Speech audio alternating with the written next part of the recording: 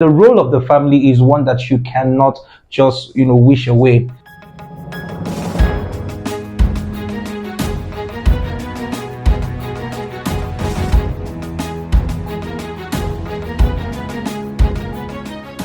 Hello there, welcome to yet another exciting edition of the program on your favorite channel, Noble TV Live. My name is Mary Emmanuel, and today on the show we will be talking about handling peer pressure. And to drive home the topic, I have with me Mr. Chidebere Ndukwe. You're welcome to the show. Thank you very much, Mary. Okay, first of all, before we jump into how to handle peer pressure, what is peer pressure in your own definition?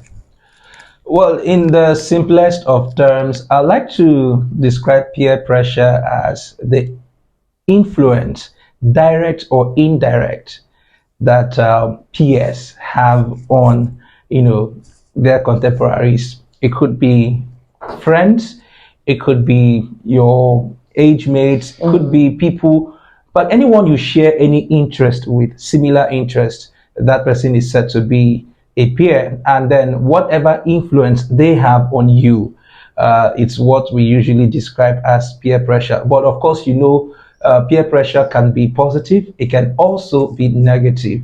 But whenever we talk about peer pressure, what comes to mind, it's usually the negative effect, the negative side of it. But then, a positive peer pressure can propel you to be your best. It can push you to get to the best of who you're supposed to be. But usually around here, conversations around peer pressure is only the negative. Well, looking at today's world, a lot of things happen that most times when it revolves around the youth, they always say, it's my friend that caused it and all that. Let's talk about how to handle peer pressure. But before we get there, let us look at the causes. What do you think are the causes? There could be a plethora of factors responsible, or reasons you want to say is responsible for peer pressure.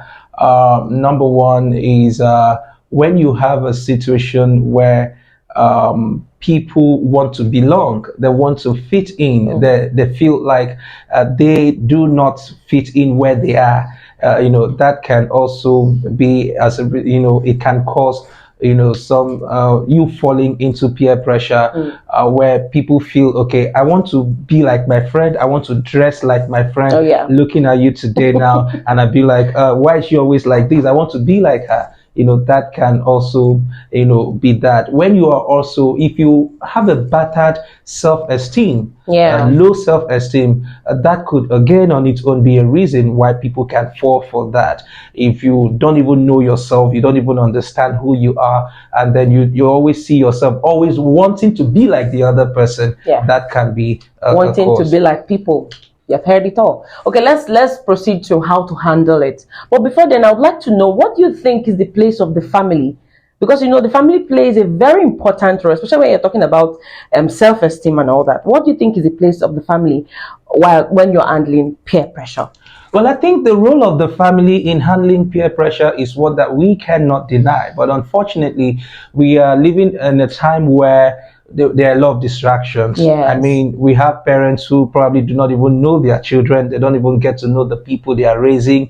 And then we also have parents who have relegated their duties to the schools, teachers. And so they don't get to see this. But truth is, the role of the family is one that you cannot just wish away.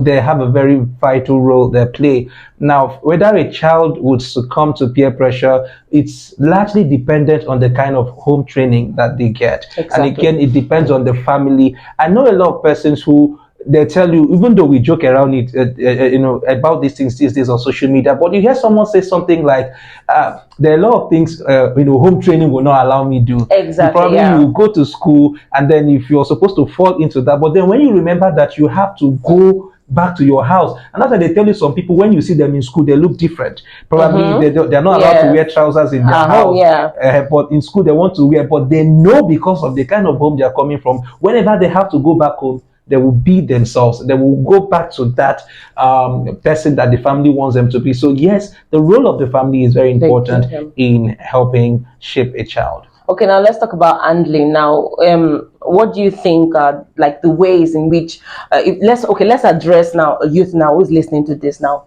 how do you think they can go about peer pressure? How do you think they should handle it when it, surfaces? One of the first things I like to tell people is first you have to know yourself. Man know thyself, right? Man know themselves. We joke around and say man know thyself, no, because you have to first know yourself. You know when you're shifting from the real you. You know when this is not like me, this is not what ordinarily I want to do. Am I doing this as a result of someone asking me to do, or is this something I love to do? It's just like we're born, some of us were born into Christian homes, and without even understanding why we need to go to church, we just go to church because it's Sunday. So when you know you're losing, I think that example was you could give me another example. That example, I'm not cool with it. Let's go. So, when you know that you're shifting from what originally you are supposed to be, that could also it will help you. And again, I think people should normalize saying no without giving excuses, or without being apologetic about it, or without apologizing. You should be able to say no. Sometimes we even tell people, if you even have to tell small white lies, we don't like to call them lies now, to escape. For example, if I'm under pressure, some sort of pressure to take substances I know could be injurious, I could probably lie to you and tell you maybe I'm asthmatic. Or you say you're fasting. I'll tell you I have allergies. All of those things can work. So I think that can also work. And I think again for younger generations, for children now, because I think that's where the focus is now. People should develop a way. Parents alike should develop what I like to call secret codes to communicate. I mean, there are ways I can look at you. There are ways I can act around you. You probably would just know that I want out. I remember my mom then, sign language, just her eyes. You have gotten the okay, go ahead. So I think that again can work. So people should be able to have that secret codes to communicate. And again, you must also be able to find someone you can talk to. Tell this person. Probably he might think differently from what the person who is pressurizing you or pressuring you to do what you do not want to do, can, again, that can also help. And then, and lastly, because I know if I allow you go on and on. Finally, just stay around people who are like you.